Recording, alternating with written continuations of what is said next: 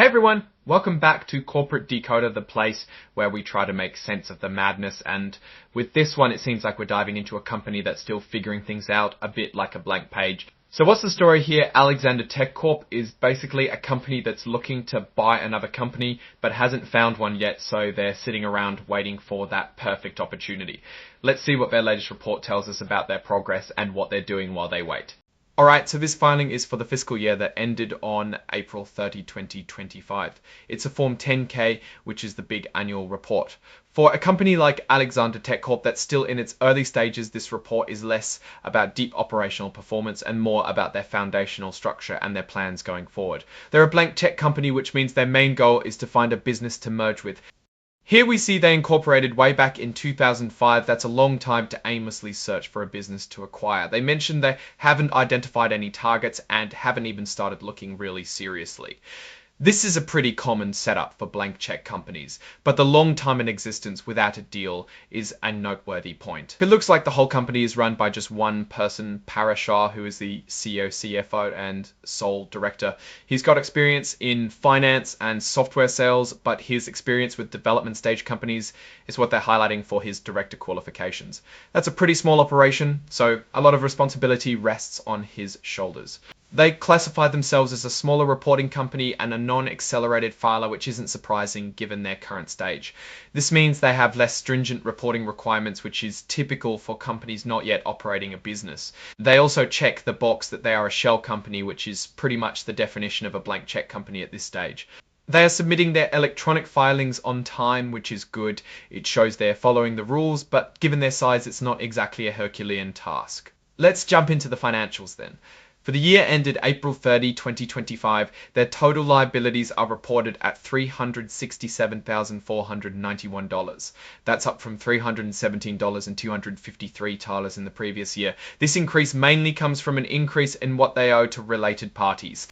Speaking of that, the amount due to related party is $324,850 more than the $20,74,464,465 and 4.65 they owed in 2024. This money is owed to A9 Technologies and Holdings LLC, which is controlled by their current president, Paras Shah.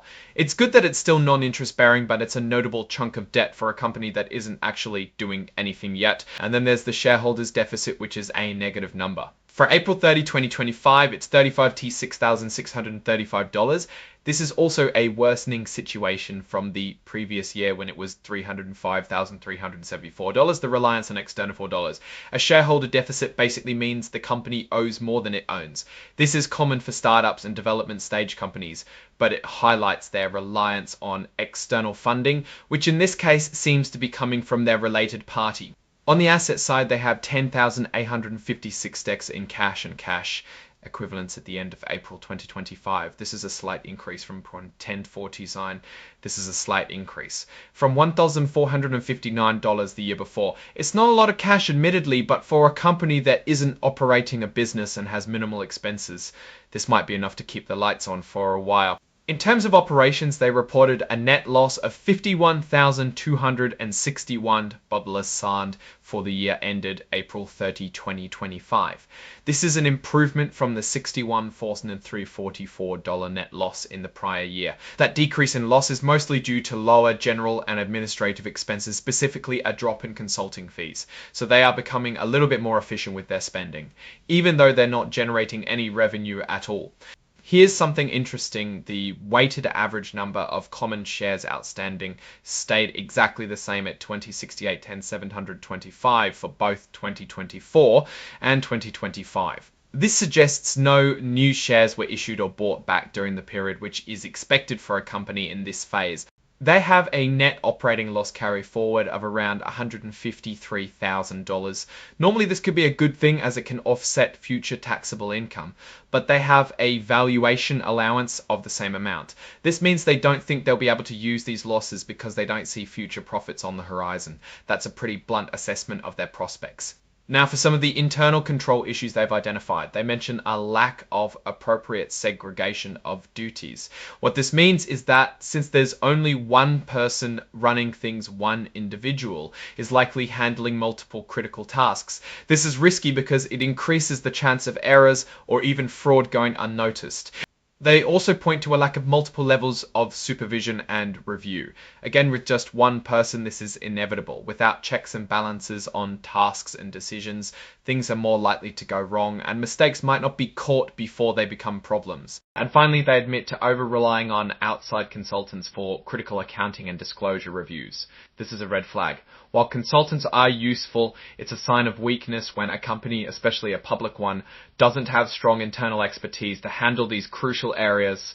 It raises questions about their internal capabilities and financial reporting rigor. All these control issues contributed to their disclosure controls and procedures not being effective, to Foxen procedures not being effective. Looking at all this, Alexander Tech Corp seems to be in a holding pattern. They've been around for a long time as a blank check company but haven't made a move. Their financials show a reliance on related party debt and a persistent shareholder deficit.